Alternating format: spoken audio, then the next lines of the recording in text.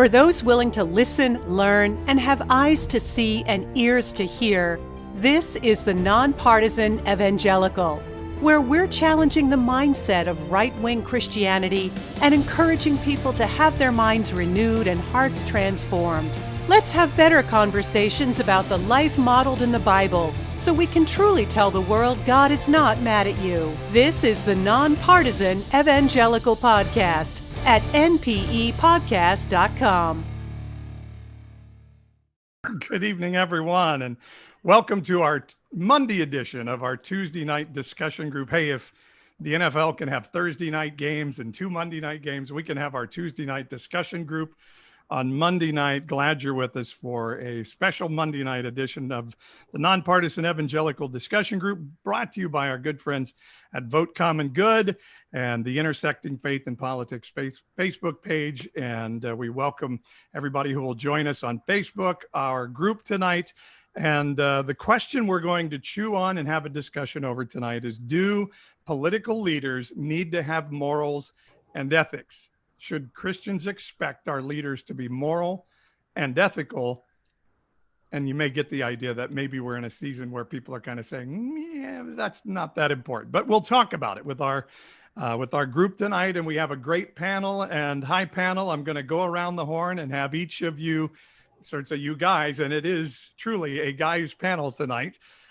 Introduce yourself, tell us where you are, where you're from, and why you wanted to be a part of this discussion tonight. And we'll let John start us off. John, introduce yourself.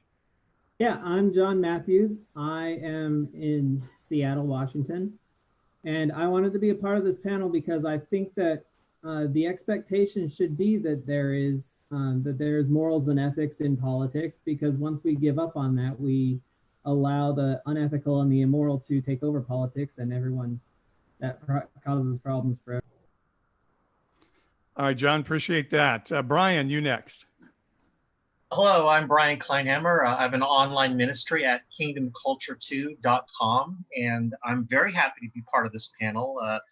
My concern is that the vagueness of what is considered morality, it does not help. Not only does it not help the Christian culture, but it causes a confusion among the rest of the world as far as understanding what morality is. So I think some discussion and definition would be really good.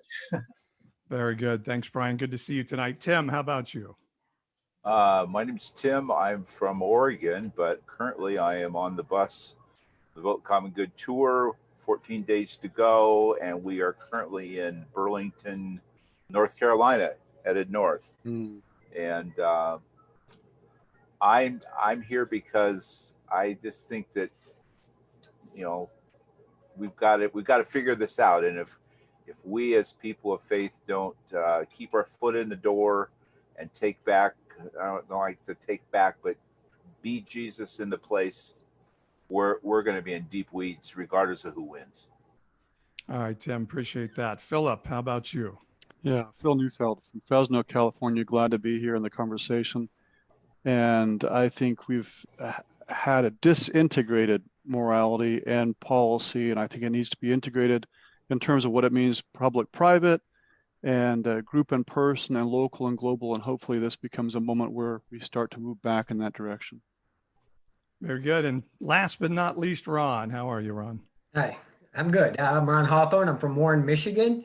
And I'm in this discussion group for much of the same reasons everybody else said. I think that our nation right now is definitely lacking a moral compass, and it's going to find it very hard as a society to move forward in the world without a moral compass, something to a foundation. And for me, it's the Bible, but that's why I'm here today. All right, Ron, appreciate it. Good to see all you guys. Lauren is behind the scenes doing all the hard work, and he will be monitoring the Facebook page. And so if you want to join in the conversation, give us your comments on Facebook, and Lauren will relay those to us. Or if you have questions specifically, we love to hear those. And so you are a part of the panel as well as you're tuning in on Facebook, and glad you're with us. So let me set the scene a little bit here. Suzanne Garment in the San Diego Union Tribune in 1992 says, "We can remember that we are electing not clergy, but political leaders." We remember 1992, what was happening around Bill Clinton. There's this Monica Lewinsky thing, if you remember that. And she says, we're electing political leaders who need to be principled and devious, compassionate and brutal, visionary, and sometimes utterly egotistical. If we try to do much better, we will end up doing worse. And that was from Suzanne Garment. And then John Lee, a pastor in Sioux Center, in 2016 says this: "I'm not electing a pastor in chief. I'm electing a commander in chief." So you see the juxtaposition here. Supporters of Bill Clinton in 1992 were saying, hey, who cares about morality in our president? And now when Christians were screaming about morality in our president, and today, now Christians are the ones saying, hey, we're not electing a pastor, we're electing a commander in chief, and making excuses for the morality of our leader.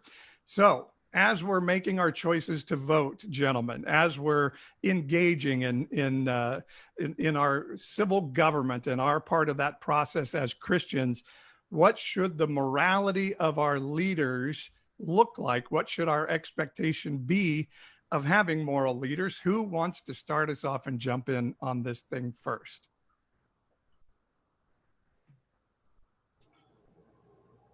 I would say, sorry, go ahead. No, Go ahead. sure. I was just going to say what starts in the heart moves out from there. What starts in the mind moves out from there. So if you're not a moral leader, don't expect moral policy. But at the same time, you know, back to the conversation about Clinton, everyone's got a shadow. Everyone's got foibles. That's part of being human.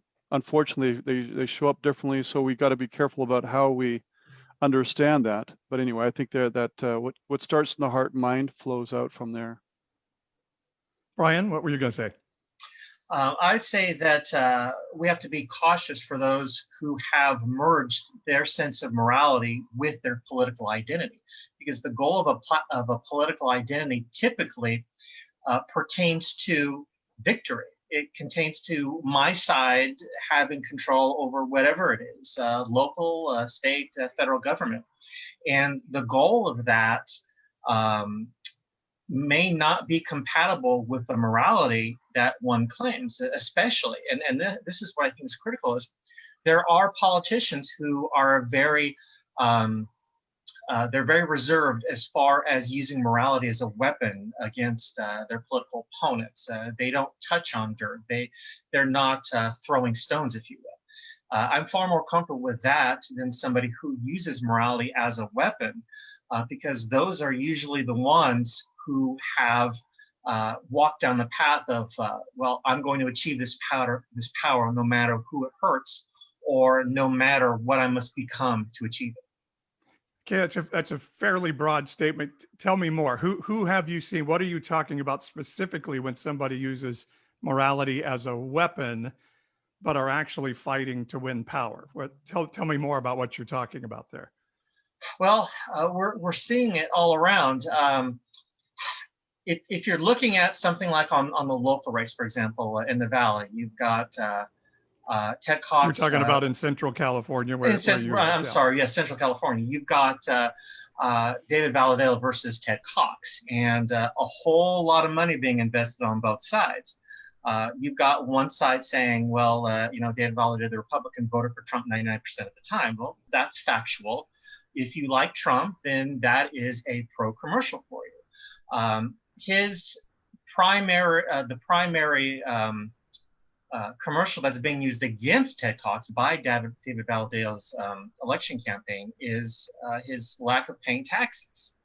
Something like he owes $150,000. He's had tax problems, and if all things were equal, that might be a problem. But when you are knowing that morality is mixed in with the issue, you can't help but realize that there is hypocrisy in this. When we've just heard $400 million possibly being owed by the Republican president of the United States, and yet the commercials against the small fraction of taxes being owed against TJ Ted Cox Cox. is a Right. congressional candidate.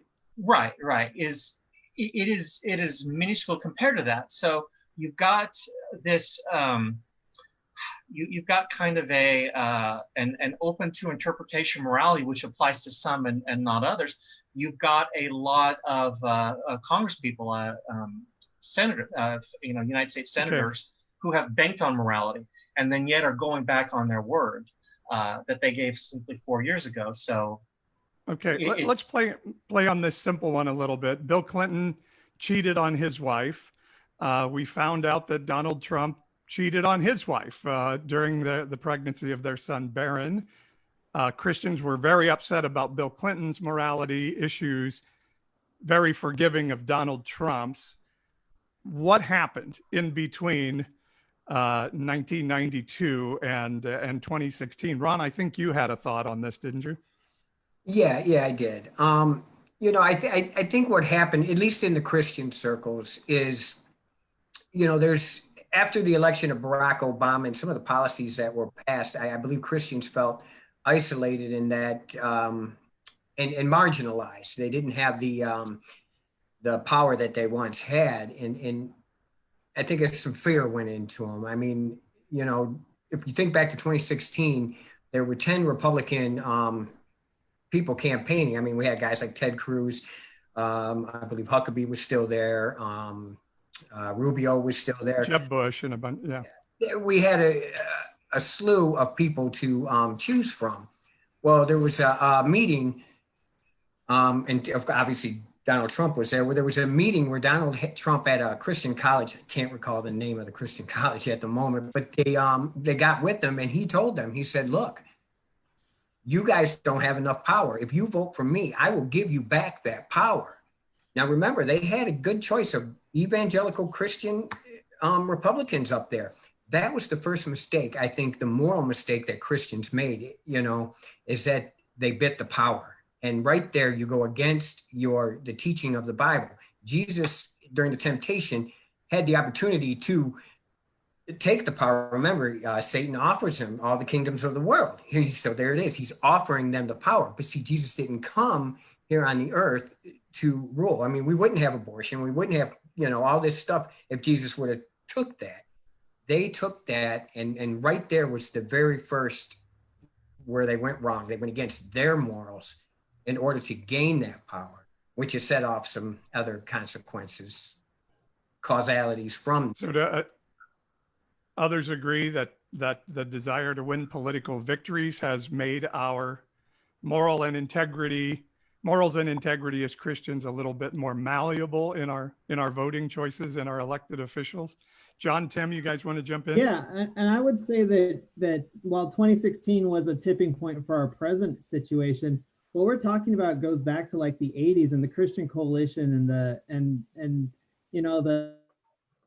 the sub-right for pottage, for lack of a better term, where we took religion and we decided to use it to pursue secular power, and the instrumentality of religion is going to necessitate some compromises to that religion, because as Ron pointed out, Christ's gospel is not a secular power grab. It is not about wielding secular power. It is about the salvation of men. And so if you are pursuing secular power, you are of necessity going to be operating in a different morality, in a different sphere than if you are pursuing the kingdom. And that's just the way it is. And I think they can be complementary. I think Christian ethics and American ethics can be complementary, but in no way are they the same. And in no way do they necessarily overlap. And when we start confusing that is when problems are happening. So maybe we need to define, this is a question from Craig, saying, based on gospel teachings, what are the moral priorities? What should we expect our president to be chaste and a virgin? I don't know. What are the morals and integrity factors that are important for us to vote for? Because I think we're going to have a hard time finding perfect people to be president of the United States. But what are the morals and integrities we're looking for? Tim, we haven't heard you yet. What would you answer to that question? Well, I would echo what Ron suggested earlier. First of all, is that I'm not so concerned with the morality of the candidates. I'm concerned with the morality of the voters, because all the candidates are is a reflection of us. So it's a little bit like getting all upset with the televangelists, okay? For they're all over the board. If the televangelists would go away in a heartbeat if there was no market for them. So we create them because we follow them, we send them money, we do all this stuff. So to me, the underlying work that has to be done, and this is the focus that we're focusing on, and that is to say to the voter, okay, you're the one who has to change the way you vote, because the people in Washington will never change until we change, because they're just, you send them there and then they got to do whatever they have to do to keep their jobs. So I don't, and it is important what Paul just said, that no one's perfect. We all know that. So for me personally, rather than worrying about someone else's morality, I think as a community, as a Christian community, we need to think of what does it mean for us, and how does my understanding of what Jesus lived, taught, and showed us, how does that affect my political choices, both policy and candidates? And that's I think that's where we have to get to, because no matter who we find, we're going to find out they all have feet of clay. I mean, how many pastors, how many evangelists have bit the dust because you find out that when they were 12 years old, they smoked a joint, and then we throw them out and we go look and find somebody else. So Phil, you want to jump in on that, Phil? Yeah, and it's a great point about the feet of clay, because it's interesting in the Bible. You don't see a lot of attention drawn to the private purity as much as is about public generosity, grace to the migrant, or the refugee, the widow, the poor. And that's pretty much throughout the Bible. And Jesus goes about doing that very much throughout the New Testament. So it's interesting where I think in some ways the 80s were the shift towards private spirituality that trumped the public concerns. And then I think, so that's the one thing we probably need to continue to wrestle with, your point about how do we as Christians in the US or in Christians in a global context pay attention to those right things. And back to Craig's point, love your neighbor, not just those in your affinity group, but those who are, Jesus would always remind us that your neighbor is also the person who's the prostitute, the tax collector, right. The Muslim, and love God and love yourself. It was pretty straightforward. So everybody's in an incredible whiplash right now, though, because I just saw it yesterday. James Dobson had this long diatribe about, and essentially, to paraphrase what he said, is that it doesn't matter how you don't have to be nice. He threw kindness, civility, all those things that he preached to me when I was a teenager, when I was in my 20s and 30s, before I was married. All those things that he built, focused on the family on, he just threw it all out the window, and that was a stark thing to see happen, And so to me, it's totally one of those moments too where evil shows up and exploits everybody's weak spots. So I've heard a lot of people make the comparison to King David for Donald Trump, but would we not say David was repentant as a leader? That the Bible tells us he was a man after God's own heart. Could we make that difference between? And I guess I'm trying to pinpoint a little bit, like if we're taking up this question, sort of the elephant in the room is Donald Trump, as always, and maybe our feeling of like a vote for Donald Trump may not be the most moral or ethical vote, yet many of our Christian friends are saying, I'm just voting policy, I'm not voting for a man, or they pragmatically justify it by saying King David was flawed too. So what is it about our concern, particularly, Tim, you guys are riding a bus around saying, hey, vote for the common good. Don't vote just this policy issue of abortion, but vote for the common good. What is it specifically that we want to see to represent a moral and integrous, ethical leader that deserves our vote? I've stumped everybody with the question. Okay, I'll go. Yeah. Okay, go for it, Ron. I'll go. Yeah. Go ahead, Okay. Ron. For me, my president doesn't have to be a Christian, but he does have to have a moral compass. Well, how do we judge that? Well, one of the ways that Donald Trump does not fit a moral compass for me, he's into that individualism. What's the word I'm looking for? America first type of Nationalism. American exceptionalism. Well, what is it? What is the foundation of American exceptionalism? Well, America is good, therefore everything America does is good. There's no fun. It's shallow. There's nothing underneath it, and that's very shallow. Let's take the coronavirus. Okay, how would a moral leader handle something like the coronavirus? Well, what's his intent? And what actions is he going to take? I mean, okay, what means is he going to use to handle this, and what are the consequences going to be on how he handles it? After we see right now, it's a total disaster because his intent, his motive is self. It's not for the country, it's for himself and his political gain. So the means, he's not taking it seriously. He's not taking the right actions to get the right consequences.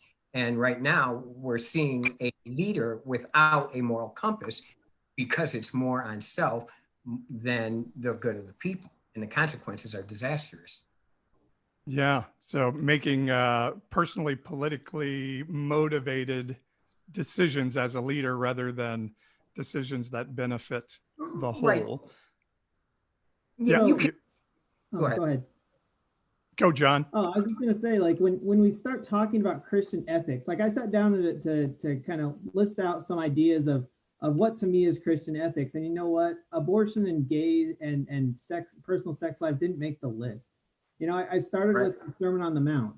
You talk about Amen. Conflicts of interest. No man can serve two masters. We're seeing that, Donald Trump is the conflicts of interest. We've never seen this level of conflict of interest. Christ talks about there being, salvation for all, not as the gospel of Christ isn't a zero-sum transactional quid pro quo. And yet that is every single relationship that Donald Trump puts up. Jesus showed us servant leadership, which is not the self-aggrandizement that we see.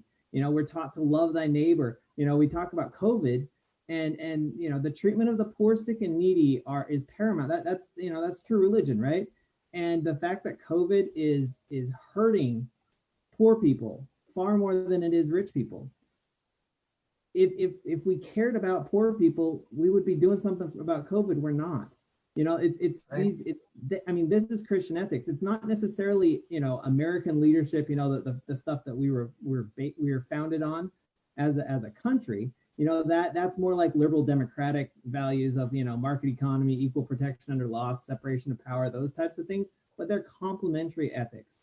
And you have to have those, because if you don't, and we've seen what happens when your leadership has neither Christian nor American ethics, doesn't believe in liberal democratic values, doesn't believe in the gospel, the values that come out of the gospel of Christ, and is just in it for himself. We have a rudderless country that is just kind of drifting closer and closer to things that are just flat unrecognizable.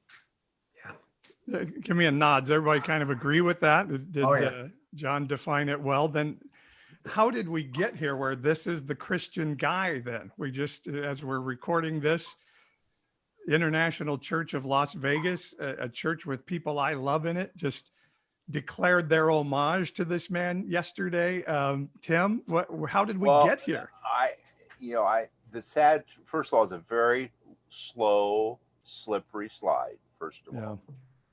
In my life, it started right after Jimmy Carter. It starts with Ronald Reagan, but that's beside the point, because it's always been under there. But the reality is, what I was going to say is that these people don't give a rat's patootie about abortion per se. They don't give a rat's patootie about same-sex issues. Define who these people are. You said these the people. extreme conservatives that will make the abortion issue the live or die litmus test. Okay, here's what I believe. It's about the ultimate selfishness, because they believe that God will judge them if we live in a society that allows this, what to their mind is a sin. If they allow, then God's going to judge them. I remember when Oregon first passed their same marriage union thing. I had a dear friend, a Bible thumper guy. He honestly felt that if that was allowed to happen, that his own marriage was at risk. So they bought into this whole lie. So these guys fight because they don't want it, because they have a mind of a God who's angry, vengeful, and just looking for a reason to nuke them. And so any kind of rationale that you come to them with, an argument about abortion, for example, that talks about the safety of the mother, the circumstances, all of that, they can't even go there, because they believe that if it's allowed, then God's going to damn them some way. That is a fascinating thesis. I got to tell you, Tim, that was great, because I would argue, I definitely believe there are people who are passionate about the abortion issue and believe, but through the slow process you're talking about, they believe that if they're not against it, their country's going to be punished, and thus they're going to be punished. Yeah. Let me say, a lot of good, well-meaning Christians get sucked into that. Yeah. Because I'm not saying every individual Christian believes that way, but the guy, it's like Trump exploiting these people for his own gain.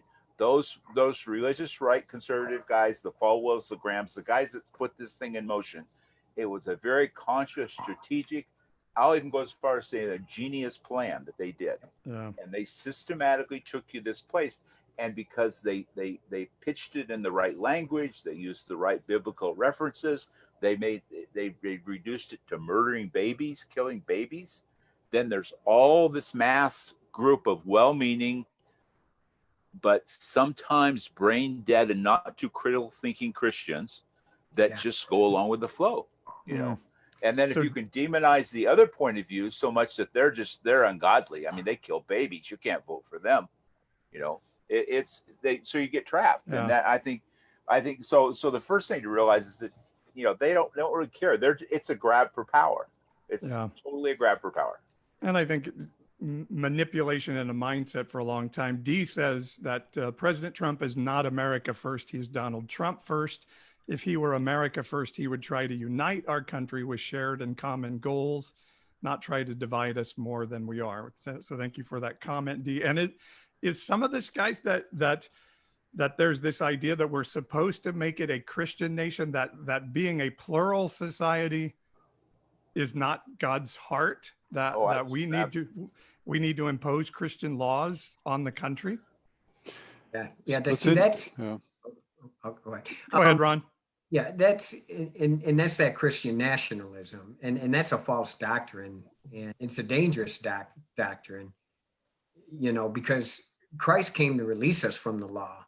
It was the Pharisees who tried to follow the law and implement law on the people. We're supposed to be free from the law, and you can't legislate spirituality. You just can't, you know, and that's what they want to try to do, and that's unfortunate. Phil, you wanted to jump in.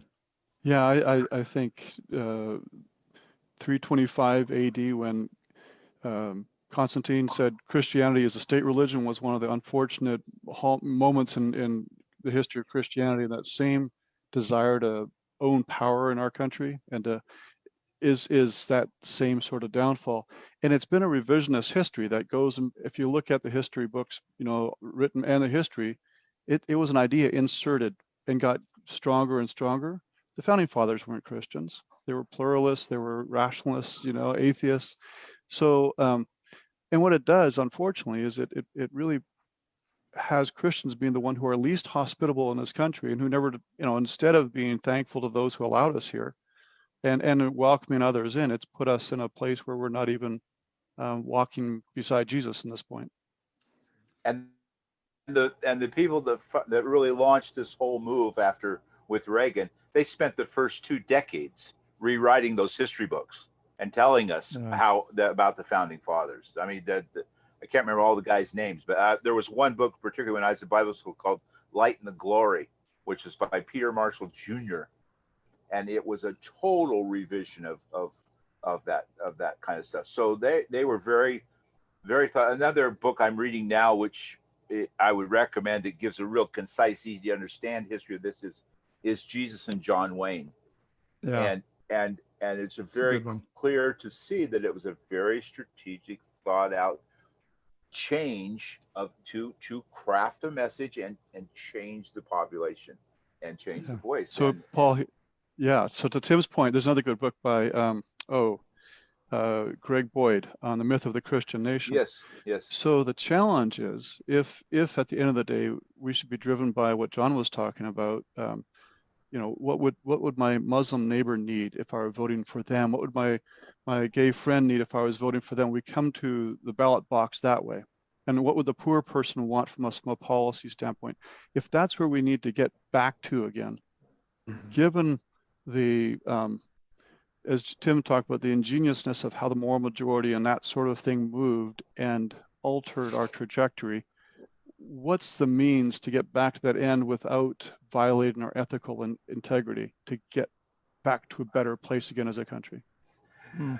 I think I was going to say, I think I find it interesting that here was Jesus hanging out with the Samaritans and the tax collectors and the Romans and somebody froze. And the religious leaders are you frozen? Can you guys hear me okay? Yeah. Yes. Okay. Sorry. I don't know. I heard Tim in there. And here are the religious leaders of the Jews saying, hey, if Jesus keeps doing this, we're going to lose our religion and we're going to lose our country. And wouldn't that be similar to kind of what we're feeling today of Christians saying, hey, if we don't get abortion banned soon, we're going to lose our religion and lose our country. And a guy like Donald Trump steps up. But here's one thing I know somebody listening to this is thinking right now. Well, yeah, but the Democrats do it too.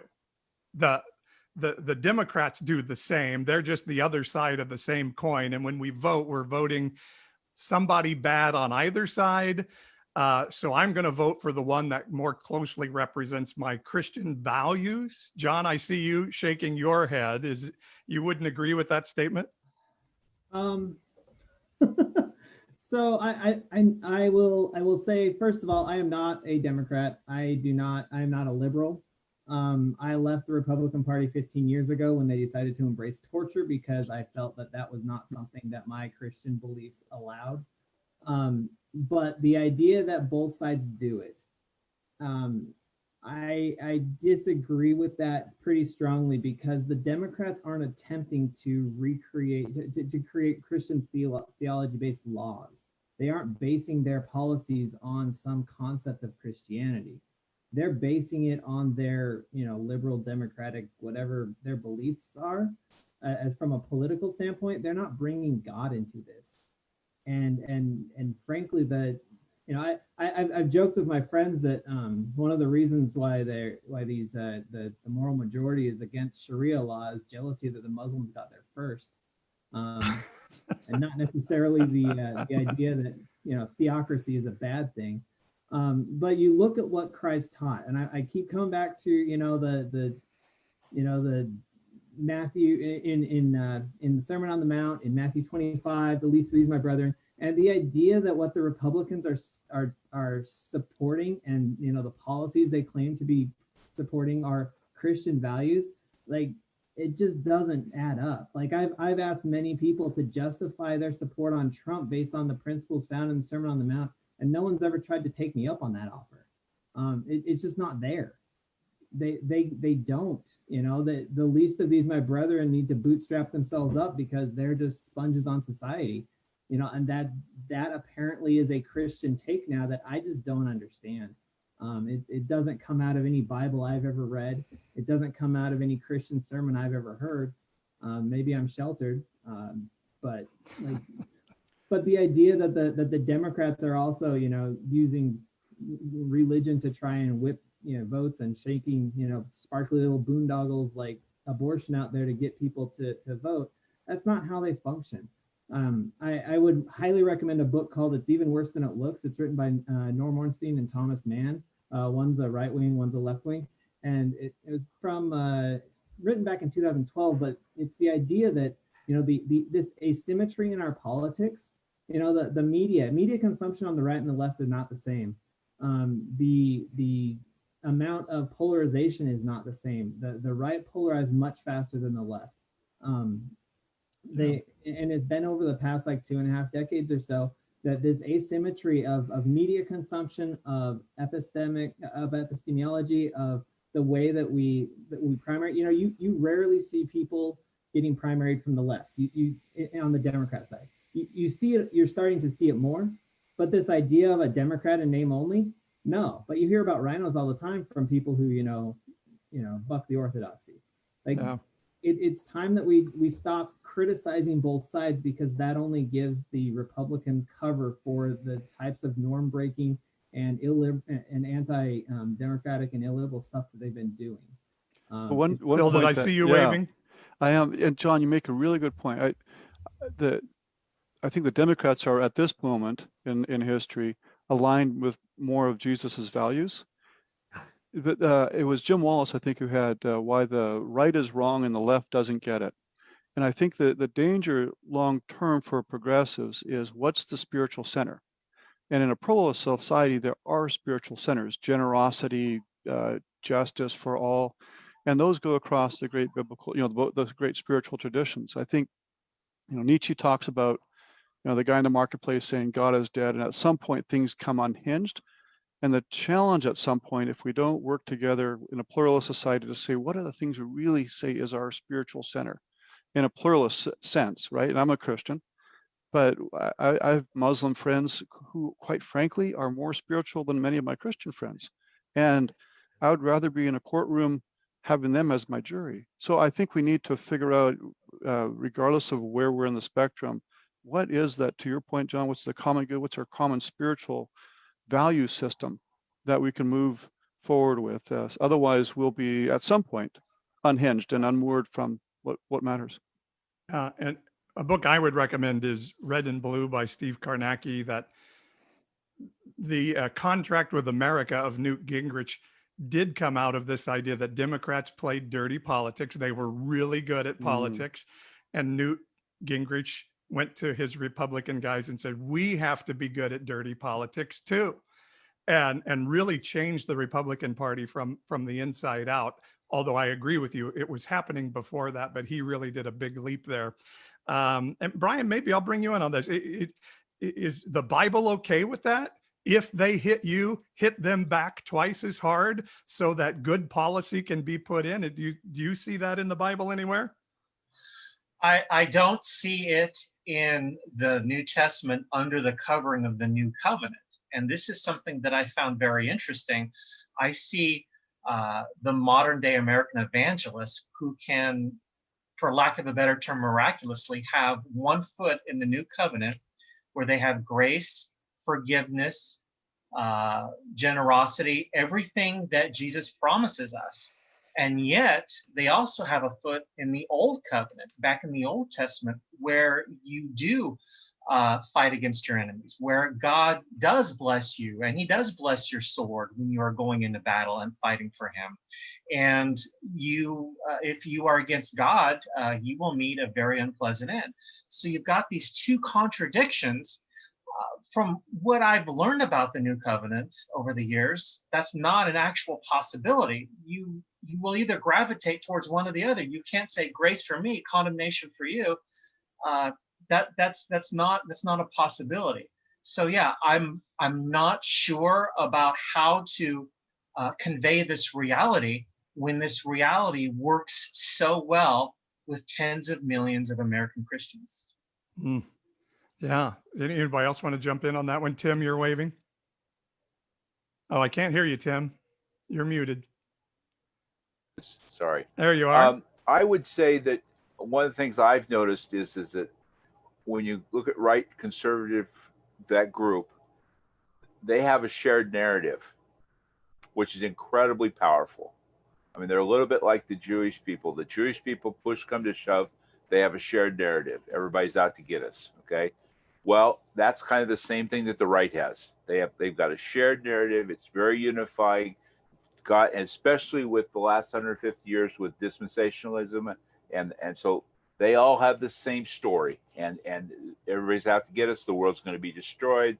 Whoever the bad boogeyman is, he's going to get us. As you go to the center politically, and as you even go to the left politically, in the progressive side, we don't have a shared narrative, and it gets really fragmented because and there's not the same cohesiveness. And so that's one of the questions that we're wrestling with, even with Vote Common Good, is after this is over, what is the shared narrative that we can work on? And for me, I think that's Jesus. I mean, the teaching, whether you're a Muslim, a Jew, an atheist, a Buddhist, a Baha'i, I don't know any religious tradition that doesn't honor the basic concepts that Jesus taught. So to me, Jesus should be that plumb line that goes down the middle. And yeah, you may lean one side to the other, but the standard is still there. And so I think that's what one thing that gets missed in the progressive world is that shared narrative that bonds them together. And fear is a big key in that. I mean, that, and so, well, and again, would we say Jesus not from the vantage point of you have to join our religion, and right, and a minority religion is going to run the country and control the country in a theocratic way, but rather Jesus as modeling a self-sacrificial life for the common good of everybody. Is lest I sound like a heretic, but Jesus as a good teacher. Yeah. Well, that's the praxis that we started with, right? Yeah. Well, that's how Christianity started. Mm-hmm. You were absolutely right about Constantine. I mean, that was the beginning of the end.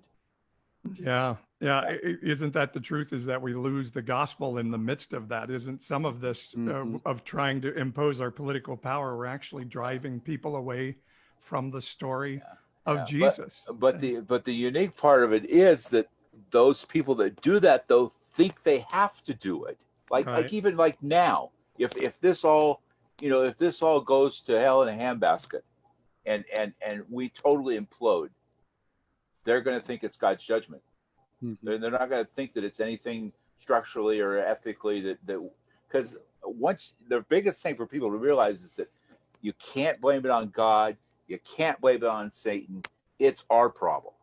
We have the world that we've created, and Moses came down from the mountain.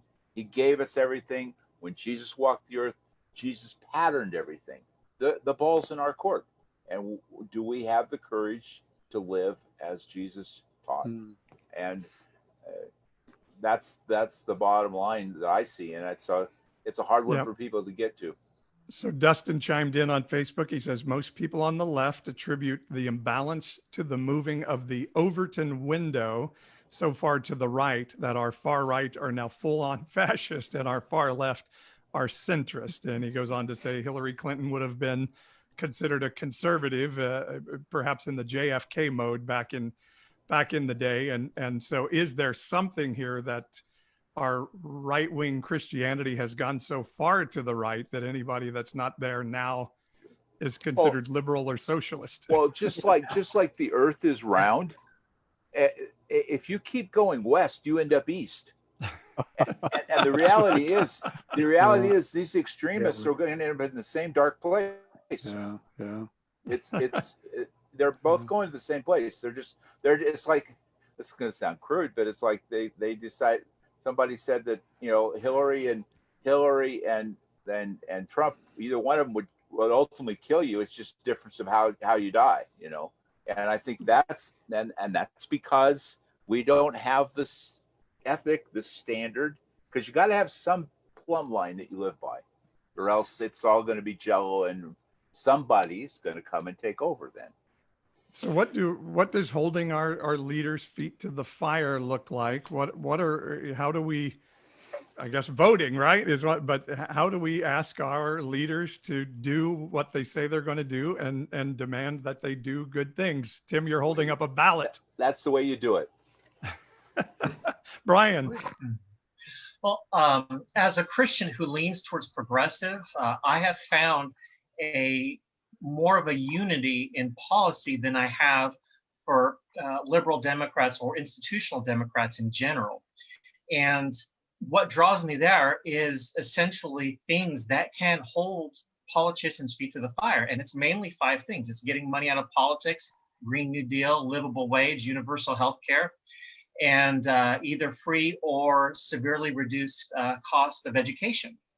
And those are the people who essentially commit to those 5 things are known as Justice Democrats. Now, on the stage of primaries, when you were looking at Democrats who are deciding, which ones are the party going to suppose, there's strong division between the institutional Democrats who don't want to get big money out of politics because that's how they win elections. And then there's the progressive Justice Democrats who say, we would love that money too, but it is unethical because you can't take $500,000 from the defense industry and then claim to vote on behalf of the people in your district. So it has been my experience that if a politician says these are the things that I will fight for and they are non-negotiable, then that is a way to hold them to the fire, because you can always go back and say, no, we have that on record. Well, I think it was Will Rogers who once said, I don't belong to an organized political party. I'm a Democrat. And so there is a big tent there, but maybe what Donald Trump has done has unified the Democratic Party a little bit. And are there not, I mean, you're talking policy there. Our Christian friends are saying, I'm voting policy. Certainly there are Democrats that are not big fans of Joe Biden that are going to make pragmatic votes to try to get Donald Trump out of office. So when the other side is doing, when do we have to make that pragmatic stance to say, okay, I may not love the Democratic platform, I may not love Joe Biden, but I've got to stand for something here, and I'm going to vote that way. These are hard things we're all wrestling with. Anybody want to chime in on how you're sort of working that process through in this election cycle? Oh, I originally in 2016, I voted for Donald Trump. Under persuasion, obviously, I went, and I didn't want to, but, my pastor gave me some, we need to put judges in, we need to, Israel, and gave me all these. He never gave me one spiritual answer. He gave me policy reasons, and I was torn with it. I didn't want to do it. I just knew that I shouldn't. This year, I've had some of the same conversations with a different pastor. Guess what? I voted Democrat. I voted Joe Biden. I'm not falling down that again. You just have to stand firm. It's, again, in my circle, if you're, not everybody feels this way, and my pastor doesn't feel this way. He doesn't, he's not one that'll say, well, you can't be a Christian if you don't vote Republican. He's not that hardcore. But a lot of people are, and I went against the grain. And but you know what? I know biblically I made the best decision I could in here, and I wasn't going to let peer pressure. Look, I'm not for sale. I'm saved. I was bought by the precious blood of Jesus Christ. You're not going to woo me with having a bunch of friends. You're not going to. The world doesn't mean that to me anymore. So maybe some of this is our conflating as Christians of what are moral issues. As we talked about Israel a few weeks ago. Is that a morality issue, or is that a Republican platform issue? And Phil, before we came on, you were talking about defining what the common good looks like. So what, again, we're sort of back to that original, what do morals look like in our elected officials? Well, and maybe I was just thinking about how, and I appreciate Ron's pragmatic national choice as a Christian above party, and this moment happened to be a different party choice. But I think, Paul, maybe it's also about how do we rebuild that common good through, sometimes it's going to just be, there are things that we do in the local space to improve education. I'm in the education space, and I'm not asking who anyone voted for when we're trying to improve internet connectivity for our students outside of the schools in the poor areas. And when I'm talking across the country with school districts that are struggling with, why do we have to be the ones who go and fix internet for students in our cities? It's like we don't ask who voted for what, we're doing it, right? And so I think in the same way, we've got to find some ways to live out, not just talk about the common good, but make the common good happen with jobs, with opportunities. And it aligns, Brian, with the 5 things that you were talking about, right? But making those things happen to build the bridges again so we can actually have a common space to talk about good or be good, you know? I think Yeah, one of the ways. John. So, Go ahead. Go ahead, John. so I think in order for there to be a common good, there has to be a shared identity, and that's something that we're really missing currently. Oh, good. And you know, you asked about holding your feet to the fire. I think that these two things kind of dovetail into, you know, the media that we choose to watch. How are we consuming our media? Because our media has a vested interest in engagement, and it has a vested interest in driving the wedge of polarization, because polarized people, you know, engage more, and the engagements counted as clicks, retweets, whatever. The way that the media is functioning creates, you know, epistemic bubbles that make it so that we kind of reinforce our own, you know, confirmation bias going on, and we don't interact with each other. So there is no common good, because there's no common identity. And so the question is, how do we work towards an identity of America? How do we redefine American to be inclusive of the right and the left? And who is going to be able to drive that identity and push that vision forward the best? Because that's how you heal the country. You heal the country by giving everyone something that is inclusive of everyone. If you are on the left and you think the right's fascist and you don't want, you know, you don't even consider them to be valid, and if you're on the right and you consider the left to be evil, and you know, therefore you can't compromise with evil, there is no common good to be found. There's no compromising there. And that, I think, runs against both Christian and American values. And finding a way to you know, take the combined Christian and political identity that so many of these people have and splitting that off. I wholeheartedly recommend becoming an independent. I became an independent 15 years ago. I'm a conservative. I consider myself a conservative. I do not consider Republicans to be conservative, because there's nothing that they're looking to conserve. You know, there's and in the traditional sense of, you know, Burke, you know, Edmund Burke, and, you know, trying to you know, prudence and you know, that sort of a conservative side, that doesn't exist in politics, you know. And if it does, it's definitely on the Democrat side, and the institutional Democrats. It's not on the right. The right's not looking for that. And so, as someone who's kind of feels like I've been wandering in the political wilderness for a while, you know, it's easier to not have to defend the indefensible if you don't have that party identity. You know, I chose my Christian identity over my political one, rather than mixing the two, and I highly recommend that. Amen. Amen. Well said. And since Ron revealed his vote in 2016, I voted none of the above for president, because I just didn't feel like I could give my support to either candidate. And I feel like in 2020, I'll say it out, I feel like I have to vote for Joe Biden for the sanctity of the nation. I don't think we survive as a people. Like you said, John, we have to have a common identity and be one people. And I just don't think we can be that under a divisive president like President Trump. Tim, what do you think? We're past politics and into survival mode. But what I was going to say is, one of the things I think is huge, and I came to me again with all these people arguing about wearing masks and saying that their rights are violated, and this idea that, you know, if I'm gonna, you need to be a human rights activist. I'm all for that, but I'm not an activist for my rights. I'm an activist for the rights of someone else. So I'm an activist for the LGBTQ community simply because they deserve the same rights that I have. But what we've done is we've twisted it all to where we're defending our own rights You know, we're standing up and fighting and protecting because we fear that everything's going to be taken away from us. So if you use Jesus's model, I mean, Jesus never stood up for himself. Jesus never defended himself. Jesus never did anything. So I think that's a big switch too, because the reality is we need capitalism, free market, but we need socialism and social concern.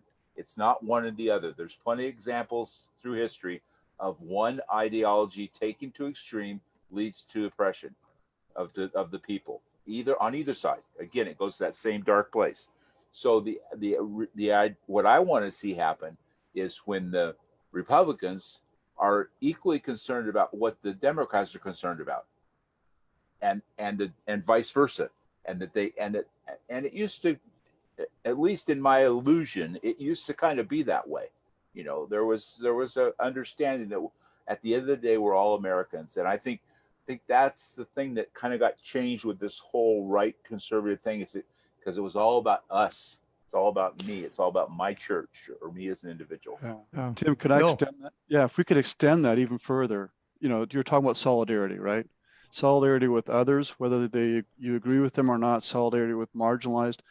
And I would say in John 3:16, the great solidarity is with people that around the planet and the planet that God created. And John 3:16 says, for God created or loved the cosmos so much that God gave entirely of God's self, right? And so I think for millennials and for the people who aren't here, who are concerned about what will the world look like in 50, 100 years, we also then can actually say, what do we do about climate? What do we do about how we interact with other people groups from around the world as well? Yeah. Yeah. So that idea of loving the other as much as you love yourself, preferring the other, that's something that's really been lost. Yeah. So that's a morality we're asking from our leaders. I don't think we ever saw Jesus saying, "Hey, we need to codify biblical ideals."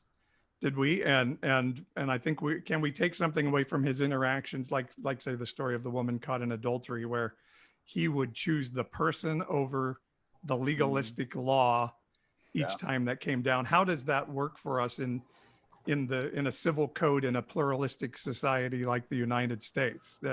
What does that look like? Because I think I keep coming back to this, that there are Christians out there that are saying banning abortion is morality. You know, banning gay marriage is morality. So how much is our biblical principles supposed to come into our civil code to please God, so to speak? I guess is that part of what we're seeing happen?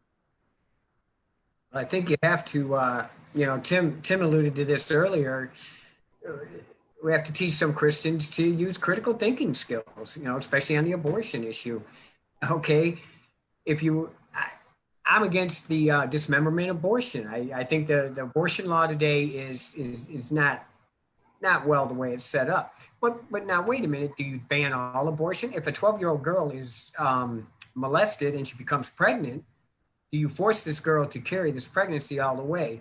So we gotta critically think, well, would God want that girl to hurt and carry that pain and that emotional distress? Or would it be okay if she immediately gets to the doctors and has an abortion? I mean, those are things we have to critically think and weigh those things out. If we just, it's black or white, there's a lot of gray area where I think Christianity, at least the circles I'm in, they don't see the gray area. It's either black or it's white, right or left. There's no gray area.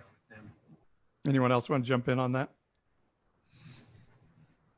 So John, I may be in the minority here, but I kind of think that there's a Christianity and civic law they're two different spheres. And I believe in personal forgiveness a lot more than I believe that if someone breaks the law that they should be forgiven, right?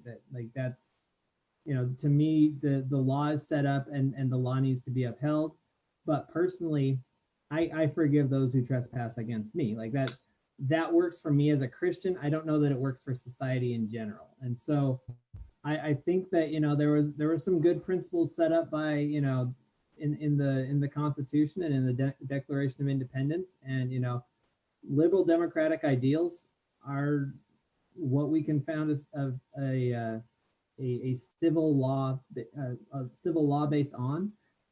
and those of us who are Christian can live our religion. Those who are Buddhist, those who are Muslim, we let all men live their religion because we're all kind of basically living the same values. Even atheists, Richard Dawkins' new atheism is basically the all frosting no cake version of Christianity. Like That's good, John. It's a lot of altruism and whatnot, but that's they're right along with they're right along with us in the treat people well, don't be a jerk. Oh, that's good. And so, I think civil law and religion, I'll be religious personally, but let's have the law be a different sphere. Yeah, I think that's a good one to end on, John, and remind people, like, if you impose your Christianity on the country through power, that will last until you don't have power anymore. Right. And somebody else will then come back and try to impose. Yeah. And it will ruin your Christianity, as history has shown. Great stuff, panel. You were awesome.